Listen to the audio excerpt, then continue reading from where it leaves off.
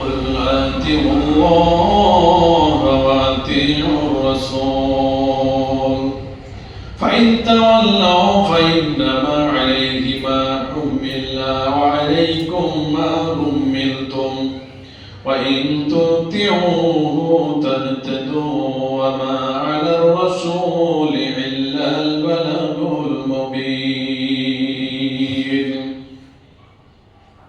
وأقيموا الصلاة وآتوا الزكاة وأطيعوا الرسول لعلكم ترحمون. بارك الله لكم في القرآن العظيم ونفع وإياكم بالآيات والذكر الحكيم وإنه تعالى جواد الكريم وملك الرؤوف الرحيم.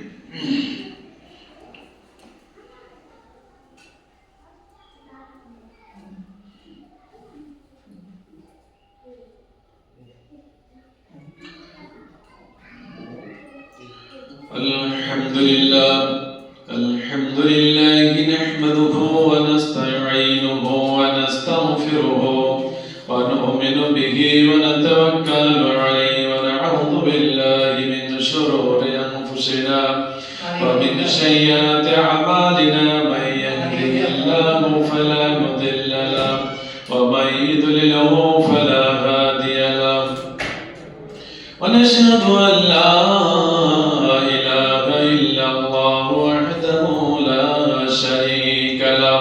وأشهد أن محمدًا عبده ورسوله الذي أرسله بالحق بشيرا ونذيرا وداعيا إلى الله بإذنه وسراجا منيرا.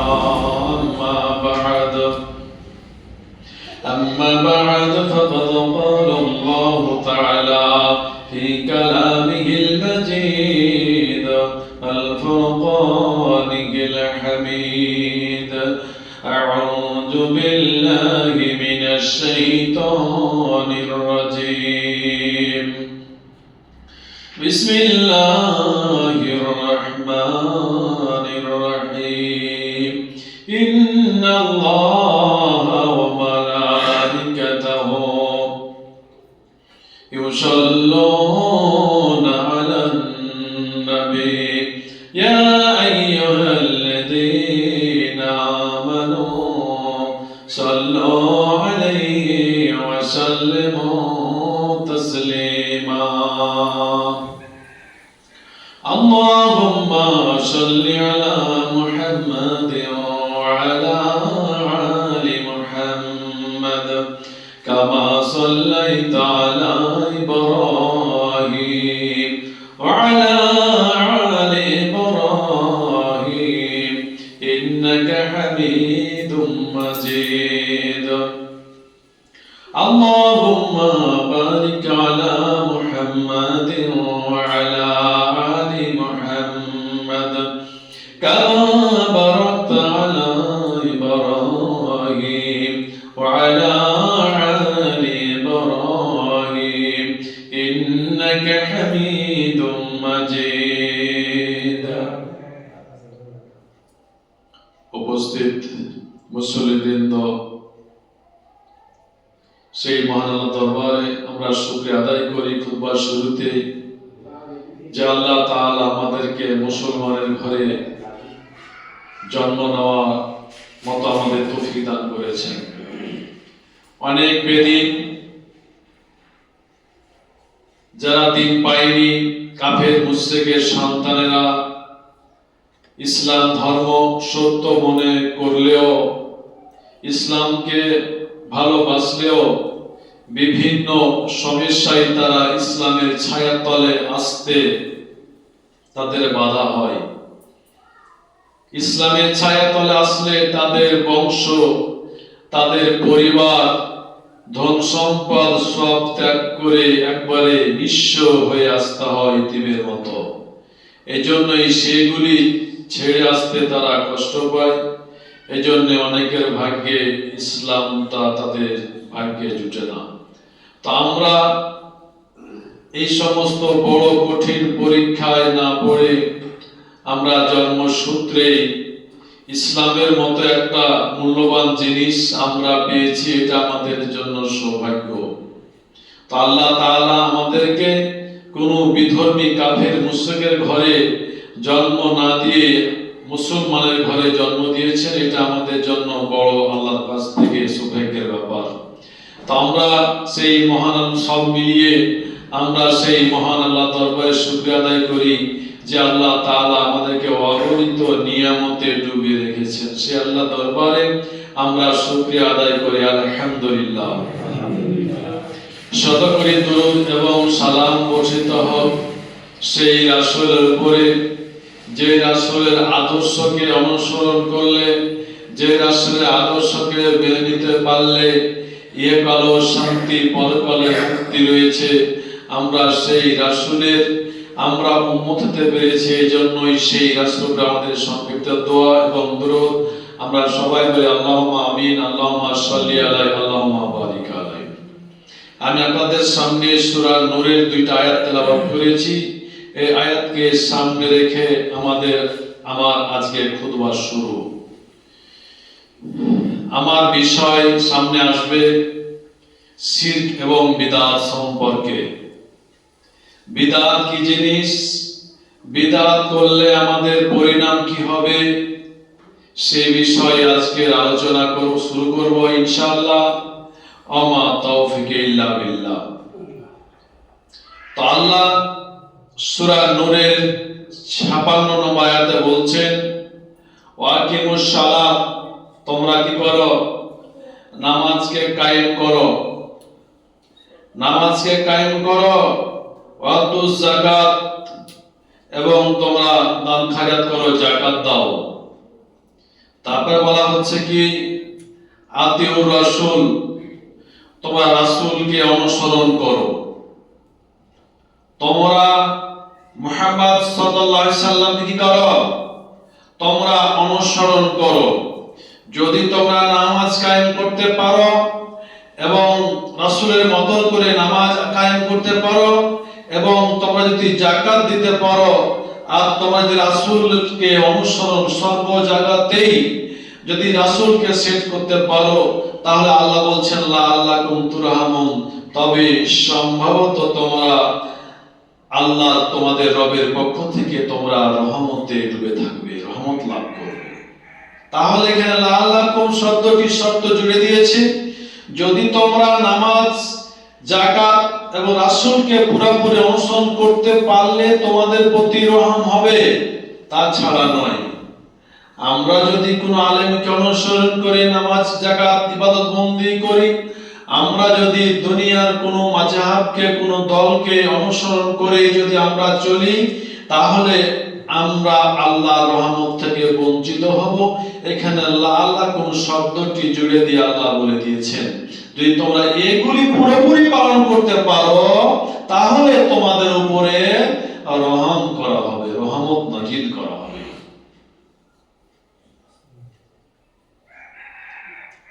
তো আমাদের সবকিছুই হবে রাসূলের মতো করে। আল্লাহ বলছেন, লাকাদ কানা লাকুম ফি রাসূলিল্লাহি উসওয়াতুন হাসানা। আমি, হে বিশ্ববাসী, আমি তোমাদের জন্য, আমি রাসূলকে তোমাদের জন্য আদর্শ মডেল করে দিলাম।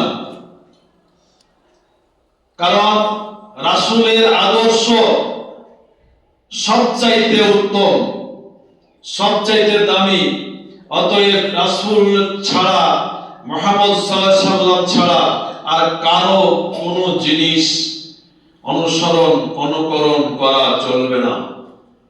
আল্লাহ কোনো জায়গায় বলেনি কোনো আলেমের আদর্শকে অনুসরণ করতে হবে।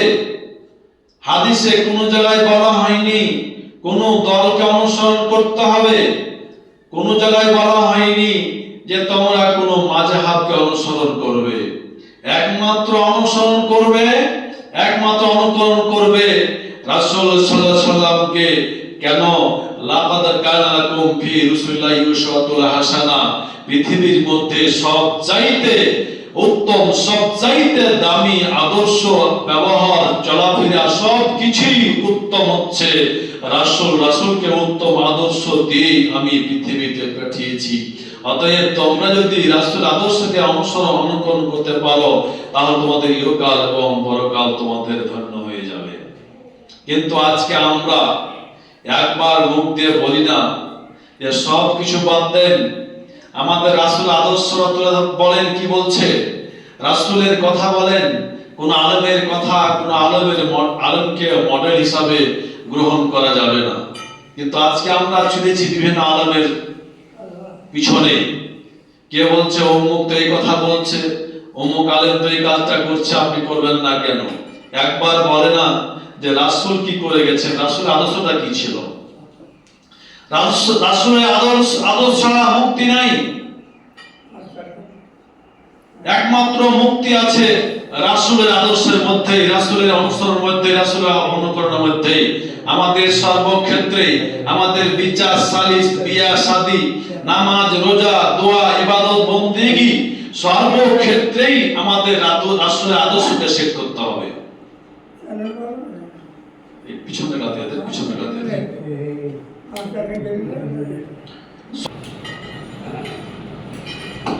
আমাতাকুমুর রাসূল ফাখুজুহু আমা নাহাকুম আনহু ফান্তাহু। তোমাদের রাসূল তোমাদেরকে যা দিচ্ছে তা তোমরা গ্রহণ করো, আর রাসূল যা দেয় না তা থেকে তোমরা দূরে থাকো, রাসূল যা নিষেধ করছে তা থেকে তোমরা দূরে থাকো।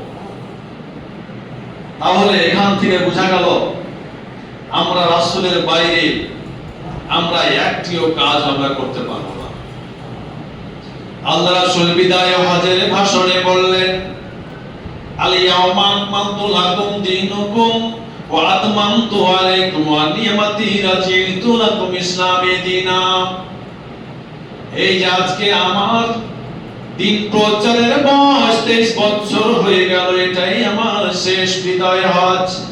এরপরে আমার নসিবে আর হজ হবে না, এটাই আমার শেষ ভাষণ।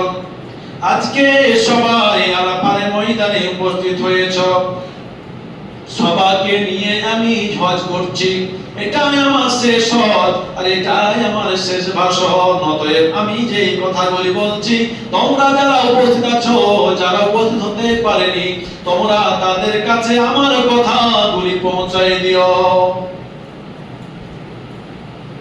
তার মধ্যে একটা কথা বলেছেন, আজকে তোমাদের 23 বছর ধরে ইসলামটাকে পূর্ণ করে দেওয়া হলো। আজকে 23 বছর ধরে দিন প্রচার করে একটু একটু করে গুটি গুটি পায়ে আগাতে আগাতে আজকে সম্পূর্ণ ইসলামটা পৃথিবীর বুকে যা কিছু দরকার মানুষের জন্য সব কিছুই পূর্ণ করে দেওয়া হলো।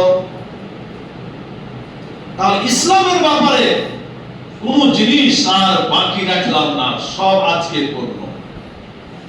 আমানতু আলাইকুম নি'মাতি, আর তোমাদের যা কিছু দরকার হবে পৃথিবীতে সব কিছু দিয়ে দেওয়া হলো, নাই এ কথা আর বলতে পারার সুযোগ থাকবে না। রাজিতু লাকুম ইসলামী দীনা, আর এই ইসলাম ধর্মে যা পেলে, যতটুকু পেলে এতটুকু পেয়েই তোমরা সন্তুষ্ট থাকো, খুশি থাকো। এরপরে তোমরা কিছু কমা এবং বাড়াবার চেষ্টা করিও না। আল্লাহ রাসূল বিদায় হজের ভাষণে একটা আয়াত নাযিল হলো, আয়াতটা হচ্ছে সূরা আরাফের না সূরা মাইদা দিয়ে পূর্ণ করে দেওয়া হলো যে আজকে ধর্মের ব্যাপারে, দ্বীনের ব্যাপারে মানুষগুলি যতগুলো পালন করবে সব কিছুই নিয়ম কানুন রুলস যা থাকা দরকার সব দিয়ে দেওয়া হলো, কোনো জিনিস বাকি রাখা হলো না। পরবর্তীতে কোন ব্যক্তি মাতাব্বরি করে কোনো কিছু বৃদ্ধি করবে বা কমাবে এই সুযোগটা রাখা হলো না, সবকে পূর্ণ করে দেওয়া হলো। এখন বলেন, সেই আরাফার ময়দানে বিদায় হজের ভাষণে সূরা মাইদার সর্বশেষ আয়াত নাযিল করে বলে দেওয়া হলো, আর আজকে আমরা সেদিকে তোয়াক্কা না করে আমরা নিজের মন মতন আমরা কিছু বৃদ্ধি এবং কিছু কমা শুরু করে দিয়েছি। বলেন তো, একটা পাত্র, জগ বলেন আর কলস বলেন আর গ্লাসই বলেন, যদি পানি দিয়ে পূর্ণ করে দেওয়া হয়, একদম পূর্ণ হয়ে গেছে। এখন যদি কেউ বলে যে আরো পানি দাও, কি পানি কি থাকবে? সুযোগ নাই, সুযোগ নাই। যেহেতু গ্লাসটা কিংবা জগটা বা কলসই মনে করেন পানি দিয়ে পূর্ণ করে দেওয়া হয়েছে, সেখানে আর 2 ফোঁটা পানি দেওয়ার আর থাকার সুযোগ নাই, পড়ে যাবে। তো অনুরূপ ভাবে এই ইসলামটা ধরলেন একটা পাত্র, আল্লাহ রাসূলকে দিয়ে এই পাত্রটাকে পরিপূর্ণ করে দেওয়া হয়েছে। যদি কেউ এটা কিছু দেওয়ার চেষ্টা করে, বেশি বৃদ্ধি করার চেষ্টা করে, উপায় নেই, পড়ে যাবে, বাতিল হয়ে যাবে।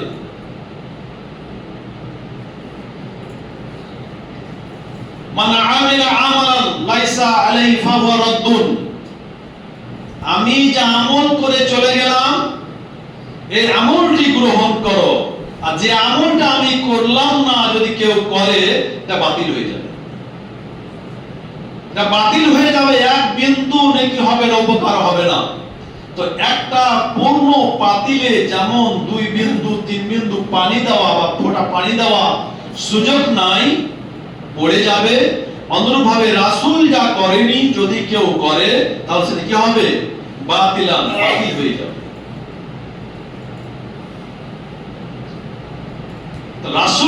রাসূল যা আমাদের দিয়ে গেছেন, যা করে গেছেন, তাই আমাদের করতে হবে। রাসূল এই বক্তব্যতে বলে গেছেন, মা আতাকুমুর রাসূল ফাখুযু ওয়া মা নাহাকুম আনহু ফান্তাহু। আমি যা তোমাদেরকে দিয়ে গেলাম সেটাই তোমরা গ্রহণ করো, আর যেটা দিলাম না সেটা তোমরা বর্জন করো, নিষেধ করলাম সেটা তোমরা বর্জন করো। তো এই যে দিন দিন জামানা আসবে, পরিবর্তন হবে। দেখেন, আমরা জমিতে যখন ফসল বীজ বপন করি, তার আগে জমিকে সঠিকভাবে পরিষ্কার করে চাষ আবাদ করে আমরা সেই জমিতে কোনো আগাছা রাখি না। পরিষ্কার করার পরে কিন্তু ফসল বুনি, আমরা ঘাসের মধ্যে কিন্তু ফসল বুনি না। জমিটা পরিষ্কার করে পূর্ণভাবে একদম কিছুই থাকে না, তখন আমরা ফসল বুনি। তারপর দেখা যায় 20 দিন কিংবা 1 মাস পর আবার আগাছায় পরিপূর্ণ হয়ে যায়। তখন আমরা ফসলকে বাঁচার জন্য, রক্ষা করার জন্য সে আগাছাকে পরিষ্কার করতে হয়। যদি পরিষ্কার না করে, ফসল কি হয়ে যাবে? নষ্ট হয়ে যাবে। আপনি জমিকে পরিষ্কার করে ফসল বপন করলেন, কিন্তু দেখা যাচ্ছে যে 20 দিন 30 দিন পরে আবার জমিতে আগাছা ঘিরে নিয়েছে। আপনি যে আগাছা, ঘাস, লতাপাতা যদি পরিষ্কার না করেন, ফসল কিন্তু হবে না। তো অনুরূপ ভাবে আল্লাহ রাসূল যে ইসলামকে পরিষ্কার করে দিয়ে চলে গেছেন, পরবর্তীতে বিভিন্ন শয়তানের চক্রান্তে এই বিদআত কিন্তু ঢুকে দেওয়ার মালিক কিন্তু অসংখ্য শয়তানের। এই শয়তানের চক্রান্তে এই ইসলামের ভিতরে অনেক আগাছা, অনেক বিদআত ঢুকে যাবে। তখন যদি বিদআতকে সরিয়ে মানুষকে বুঝে সেখান থেকে না আনা হয়, ইসলাম ধ্বংস হয়ে যাবে। তবে ইসলামকে রক্ষা করতে হলে, জমির ফসলকে রক্ষা করতে হলে, যেমন আমরা বিভিন্ন পাইপ দিয়ে, কামলা দিয়ে আমরা লাগিয়ে পরিষ্কার করে আমরা ফসলকে রক্ষা করি, অনুরূপ ভাবে আল্লাহ রেখে যাওয়া, আল্লাহর দেওয়া, রাসূলের রেখে যাওয়া ইসলামকে, ইসলাম ধর্মটাকে যদি সঠিকভাবে বাঁচিয়ে রাখতে হয়, সতেজভাবে টিকিয়ে রাখতে হয়, তাহলে বিভিন্ন ভাবে বিভিন্ন দায়ীকে দিয়ে সেই শিরক এবং বিদআতকে মানুষকে বুঝিয়ে ইসলামকে পরিষ্কার করে ইসলামকে টিকিয়ে রাখতে হবে। না হলে ইসলাম চলে যাবে, মানুষ পালন করবে, কোনো লাভ হবে না।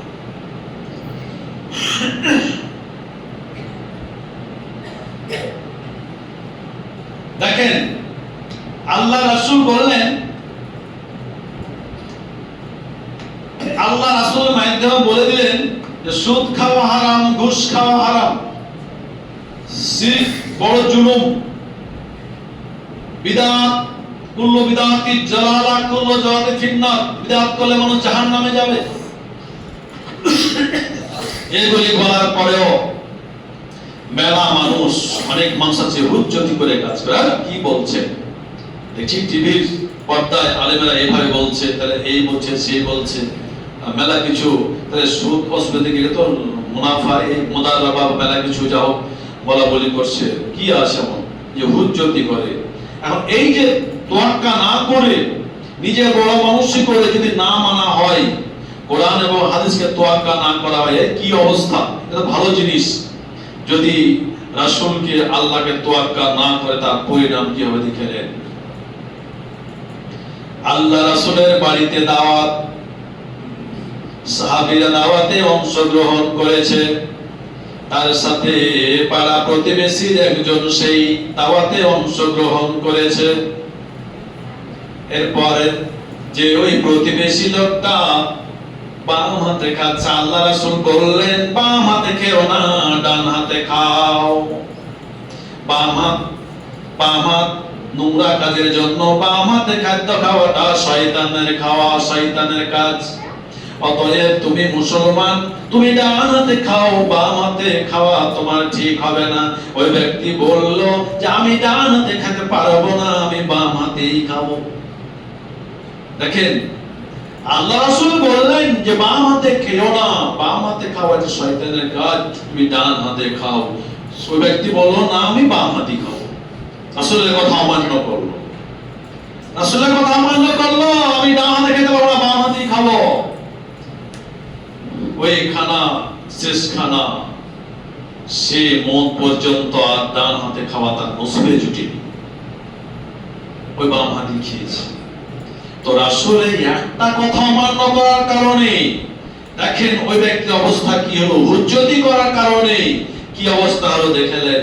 শুধু আল্লাহ রাসূল বললেন যে তুমি ডান হাতে খাও, বাম হাতে খেও না, বাম হাতে খাওয়াটা হচ্ছে শয়তানের খাওয়া, শয়তানের কাজ, তুমি ডান হাতে খাও। তুমি তো মুসলমান, আমি আল্লাহ রাসূলের তুমি তো উম্মত, তুমি তো আমার জাতি, তুমি ডান হাতে খাও। বলছে না, ডান হাতে খেতে পারবো না, বাম হাতে খাবো। মত পর্যন্ত নসিব হয়নি ডান হাতে খাওয়া। এখন দেখেন ওই ব্যক্তি শুধু একটা কাজ অমান্য করলো, রাসূলের একটা কথা অমান্য করলো, আর আমরা দেখেন কত জিনিস অমান্য করছি। একবার তাকিয়ে দেখি না, চিন্তা করি না যে আল্লাহ রাসূল কাজগুলি কিভাবে করেছেন। রাসূলের দেখানো, রাসূলের বলা, এর বাইরে কোনো কাজ করলে আল্লাহ গ্রহণ করবে না। কুল্লু বিদআতিন জালালা, কুল্লু জালালাতিন ফিন্নার। বিদআত করলে মানুষ পথভ্রষ্ট হয়ে যায়, আর পথভ্রষ্টর ফল হলো জাহান্নাম, ফিন্নার। শিরক এমন একটা জিনিস, দেখেন আপনি একটা মহিলাকে বিবাহ করবেন, নিয়ে থাকবেন, দেখি হবে। বিবাহ করবেন না, অবৈধ মেয়েকে নিয়ে থাকবেন, গুনাহ হবে। একই জিনিস, একই কাজ। হালাল পথে করলে নেকি, হারাম পথে করলে গুনাহ। তো শিরক ঠিক ওরকম। আপনি আল্লাহর কাছে চাইবেন, আল্লাহর ইবাদত করবেন, আল্লাহর সামনে মাথা নত করবেন, এটা ইবাদত হয়ে যাবে। আর ওই জিনিসটাই আবার আর কাছে চান আর কারোর সামনে মাথা ঠুকেন, ওটা শিরক হয়ে যাবে। একই জিনিস। শিরক এমন একটা জিনিস, আর শিরকুল জুলমুন আযীম। এই শিরক আল্লাহ সহ্য করতে পারে না। কোন ব্যক্তি তওবা করে শিরক করার পর তওবা না করে মরে, এই শিরকের গুনাহ নিয়ে যদি উঠে, এই গুনাহ কোনদিন আল্লাহ ক্ষমা করবে না, এমন লেগে থাকবে। এখন বলেন, একদিন যদি আমার স্ত্রী, আপনার স্ত্রী একটা জিনিসকে হারিয়ে দেয়, ধরেন কানেরটা হারিয়ে গেল, তারপরও একটু মনটা খারাপ করে ছেড়ে দিবে। তারপর যদি গলাটা হারিয়ে যায়, তারপরও সেটা মেনে নিতে পারবে। কিন্তু যদি সে মনে করে যে আমি 2 দিন বা 1 দিন অন্য পুরুষের কাছে ছিলাম, এই জিনিসটা কিন্তু কোনো স্বামী, কোনো পুরুষ মেনে নিতে পারবে না। তাহলে কানের হারালে মেনে নিতে পারবে, গলার হার হারালে মেনে নিতে পারবে, হাতের চুড়ি যদি সোনার চুড়ি হারিয়ে যায় স্বামী মেনে নিতে পারবে, পুরুষ মেনে নিতে পারবে। কিন্তু যদি কোনো মহিলা অন্য পুরুষের সাথে 1 ঘন্টা যদি সময় কাটায়, তাহলে কোনো পুরুষ সেটা মেনে নিতে পারবে না। তো আল্লাহ তাআলা এমন একটা জিনিস যতই পাপ করেন না কেন, আল্লাহ ক্ষমা করবে, তওবা করবে, ক্ষমা করে নেবে, আল্লাহ মেনে নিতে পারবে। কিন্তু আল্লাহ মানব জাতিকে সৃষ্টি করেছেন তার গোলামি করার জন্য, ইবাদত করার জন্য, তার সামনে মাথা নত করার জন্য, তার কাছে চাওয়ার জন্য, তার কাছে প্রার্থনা করার জন্য। কিন্তু আল্লাহকে বাদ দিয়া যদি আর কারোর সামনে মাথা নত করা যায়, পীরের মাজারে গিয়ে যদি কোনো কিছু চাওয়া হয়, তাহলে এই জিনিসটা, এই পাপটা আল্লাহ কোনোদিন সহ্য করতে পারবে না। আল্লাহ এই পাপটা কোনোদিন ক্ষমা দিতে পারবে না। আল্লাহ সমস্ত পাপ মেনে নিতে পারবে, কিন্তু অন্যর কাছে চাওয়া, অন্যর সামনে মাথা নত করা, এই বিষয়টা আল্লাহ সহ্য করতে পারবে না। শিরক এমন একটা অপরাধ। বিদআত, শিরক করলে মানুষ কি হয়? শিরক করলে মানুষের যা আমল আছে নষ্ট হয়ে যায়, থাকে না। আমি নামাজ পড়েছি, আমি রোজা করেছি, আমি হজ করেছি, আমি দান খায়রাত করেছি, আমার অনেক নেকি আছে। যখন আপনি শহীদ মিনারে যাবেন ফুল দিতে, সম্মান করতে, আপনি যখন কোন পীরের মাঝে অসুখ ভালোর জন্য বা সন্তানের জন্য যাবেন, আপনার আমলটা জিরো হয়ে যাবে। তাহলে মানুষ যতই ইবাদতবন্দি করুক না কেন, শিরক করলে মানুষের আমল নষ্ট হয়ে যাবে। এটা আল্লাহর ব্যাপার। আর নবীর দিকে আসেন, যদি বিদআত করা হয়, বিদআত মানে কি? বিদআত শব্দটা হচ্ছে আরবি শব্দ। অনেকে কিন্তু বিদআতটা খুব খারাপ মনে করে, যে বাবা এত বড় কথা বললো, বাবা বিদআত হয়ে গেল বললো। বিদআত শব্দটা আরবি শব্দ, এর অর্থ হচ্ছে নতুন আবিষ্কার করা। আল্লাহ রাসূল একটা পাত্র পরিপূর্ণ করে চলে গেছে, আর কেউ ওখানে আর কিছু ভরে দেওয়ার ব্যবস্থা করার নাম হচ্ছে বিদআত। রাসূল যেটা করেনি তুমি আরো চাপিয়ে দেওয়ার ব্যবস্থা করবে, এটা বিদআত হয়ে যাবে। তাহলে বিদআত করলে কি অবস্থা? শিরক করলে মানুষের আমল নষ্ট হয়ে যায়। তাহলে বিদআত করলে কি হবে? বিদআত করলে মানুষ, আমরা নামাজ পড়ি, রোজা করি, হজ করি, যাকাত দিই, সবকিছু করি, এর আমলগুলি যায় আল্লাহর কাছে, আল্লাহ বদ্ধ করে। এই যে আমরা যদি বিদআত করি, তাহলে আমাদের আমল কবুলের রাস্তাটা বন্ধ হয়ে যায়। আমরা যতই কাঁদি, যতই নামাজ পড়ি, যতই রোজা করি, যতই ভালো কাজ করি না কেন, যদি বিদআত করি, তাহলে যে আমলটা আল্লাহর কাছে পৌঁছবে, মানুষের এই আমলটা পৌঁছার রাস্তাটা বন্ধ হয়ে যায়। বিদআত এত বড় একটা অপরাধ, কিন্তু আমরা কিছু মনেই করি না। আমরা কিছু মনেই করি না, কিন্তু এই বিদআতটা তৈরি করে শয়তান, শয়তানের পূজারী যারা, তারাই। যে একটা মানুষকে বিদআত বুঝাতে পারলে সে শেষ, সে ব্যক্তি শেষ, তার আমল শেষ। কিন্তু বিদআত করতে ভালোই লাগে, ভালোই জিনিস, তবে যতই ভালো হোক না কেন, রাসূল যেটা করেনি সেটা শেষ। তো দেখেন, একটা ইঞ্জিনিয়ার ধরেন একটা প্রতিষ্ঠানে, একটা কলেজে কিংবা একটা স্কুলে বিল্ডিং এর কন্ট্রাক্ট নিয়েছে। বিল্ডিংটা ক্লিয়ার যখন হয়ে গেল, একদম ক্লিয়ার হয়ে গেল, তখন তালাটা মেরে দিল। মেরে দেওয়ার পর প্রধান শিক্ষককে বলে, এই আপনার চাবি দেন। এই বিল্ডিংটা তৈরি করতে যা কিছু আমার দরকার, আমি যে কন্ট্রাক্ট সরকারে নিয়েছিলাম, এই বিল্ডিং এর কাজ সব শেষ করে এখন চাবিটা আপনার হাতে আমি দিয়ে দিলাম। তো আল্লাহর কাছে ইন্না দীনা ইনদাল্লাহি ইসলাম, আল্লাহর কাছে একমাত্র পছন্দনীয় ধর্ম হচ্ছে ইসলাম। আর ইসলামটাকে আল্লাহ বলেন আল ইয়াউমা আকমালতু লাকুম দীনাকুম। আল্লাহ বললেন যে আজকে আমাকে দিয়ে আল্লাহ দিনটা পূর্ণ করে দেওয়া হলো। এখন পূর্ণ করে দেওয়ার পর তোমাদের হাতে তুলে দেওয়া হলো। এখান থেকে এই ইসলামে আর কোনো কিছু বাকি থাকলো না, সব কিছু দিয়ে দিয়ে তোমাদের তুলে দেওয়া হলো। সঠিকভাবে তোমরা পালন করবে, এখান থেকে কিছু বাড়া কিছু কমা তোমাদের কোনো অধিকার নাই। ইসলামের মধ্যে কিছু যোগ করা, কিছু বের করে নাও, কিছু পরিবর্তন করা, বৃদ্ধি করা, কম করা, পরিবর্তন করা, তিনটাই বিদআত, তিনটাই নতুন আবিষ্কৃত। এর ক্ষমা হবে না, এর ক্ষমা হবে না।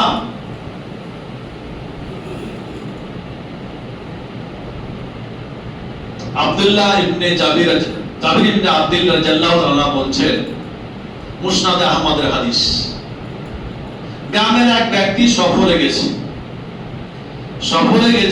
সফর থেকে বাড়ি এসেছে, তখন জাবির ইবনে আব্দুল্লাহ ওই মুসাফির সফর করে বাড়ি এসেছে, ওর সাথে সাক্ষাৎ করতে গেছে। যখন সাক্ষাৎ করতে গেছে তখন ওই সফর করা ব্যক্তি বিরোধী দেখে এসে বলছে যে মানুষের ভিতরে এই যে দলাদলি, এই যে বিভিন্ন ফাটাল, এই যে অবস্থা, কি অবস্থা। তখন জাবির ইবনে আব্দুল্লাহ চোখ দিয়ে পানি ঝরছে। জাবির ইবনে আব্দুল্লাহ রাদিয়াল্লাহু তাআলা আনহুর চোখ দিয়ে পানি ঝরছে। পানি ঝরতে ঝরতে, পানি ঝরছে অবস্থায় বলছে ওই মুসাফির করা ব্যক্তিকে, আল্লাহ রাসূলের মুখে আমি শুনেছি, আব্দুল্লাহ ইবনে জাবির বলছে, আমি রাসূলের সভায় ছিলাম, মিটিংয়ে ছিলাম, এমন সময় আল্লাহ রাসূল বলছে, ও সাহাবীরা শুনে নাও, আজকে যেমন মানুষ দলে দলে মানুষ ইসলামের ভিতরে প্রবেশ করছে, আমি মরে যাওয়ার পর এমন একটা সময় আসবে বিদাতের মধ্যে মানুষ জড়িয়ে পড়বে। আজকে যেমন মানুষ দলে দলে অনেকে মানুষ ইসলামের মধ্যে প্রবেশ করেছে, যেভাবে প্রবেশ করেছে এমন এক জামানা আসবে, আমি চলে যাওয়ার পর এমন এক পরিবেশ সৃষ্টি হয়ে যাবে, এইভাবে মানুষেরা ইসলাম থেকে দলে দলে দলে দলে বের হয়ে যাবে। ইসলামের লোকজন কম ছিল না, দলে দলে এসে অনেক লোক হয়ে যাবে, অনেক লোক হয়ে গেছে। কিন্তু এমন এক সমাজ চলে আসবে যে মানুষ ইসলাম বুঝবে না, ইসলাম জানবে না, এইভাবে যেভাবে মানুষ আজকে প্রবেশ করছে এইভাবে মানুষ বের হয়ে যাবে। বসে তো আজকে দেখেন মানুষের অবস্থা কি, ইসলাম বুঝে না। তো মদিনার মসজিদে একটা মিটিং চলছে, মিটিং।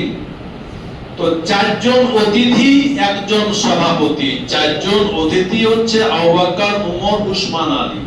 কেমন দামি মানুষ।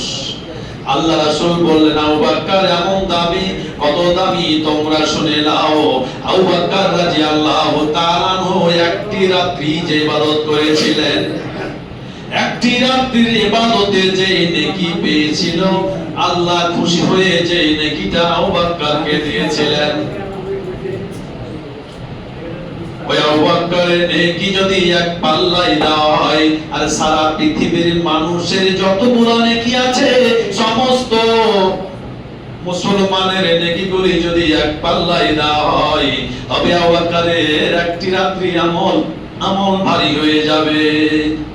সে রাত্রিটা কোন রাত্রি?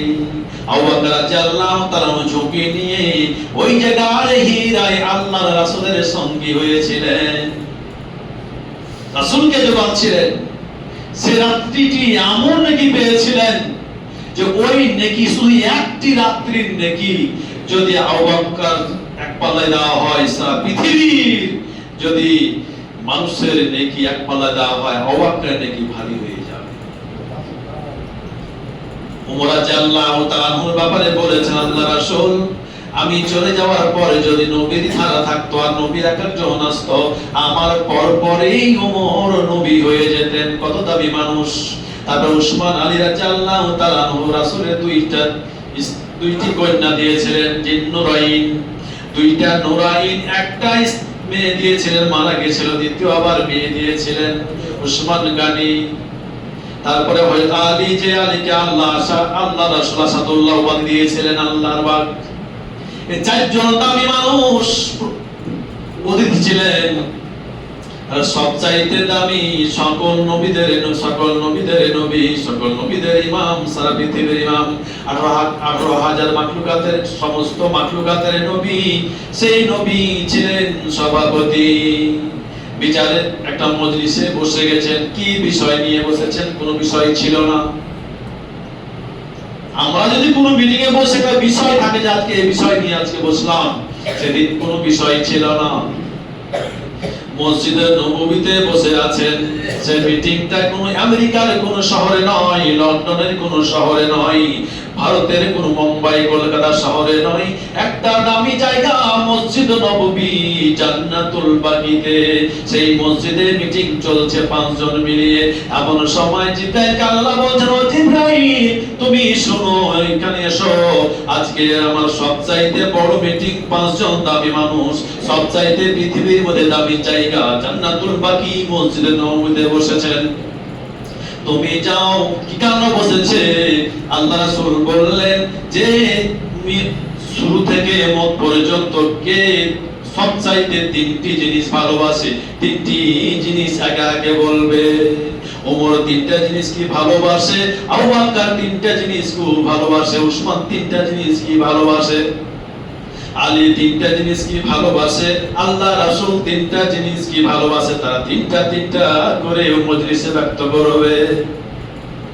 আল্লাহ বললেন, ও জিবরাইল শুনে নাও, আমি ওই মজলিসে শরীক হতে চাই, তুমি যাও আমার দোস্তকে বলে দাও না যে এই মিটিং এ আল্লাহ স্বয়ং যোগ দিবেন এবং তিনটি আল্লাহ কোন তিনটি জিনিস ভালোবাসে সে তিনটিও আল্লাহ নিজে ব্যক্ত করবেন। 6 জন হয়ে গেল। 7 নম্বর জিবরাইল বলছেন, ইয়া আল্লাহ 6 জন তো হয়ে গেল, 4 জন খলিফা তোমার হাবিব মুহাম্মদ এবং তুমি নিজে অংশগ্রহণ করলে, একটু দয়া করে আমিও অংশগ্রহণ করতে চাই এবং সেই মিটিং এ আমিও তিনটা কি আমি জিবরাইল কোন তিনটি জিনিস সবচাইতে ভালোবাসি আমিও তিনটি জিনিস বলতে চাই। 7 জন হয়ে গেল। এবার 3 সাথে 21টা জিনিস তারা একে একে প্রমাণ করবে, বলবে। কে বলবে আগে? আল্লাহ বলছেন থামো, আগে আমি বলি।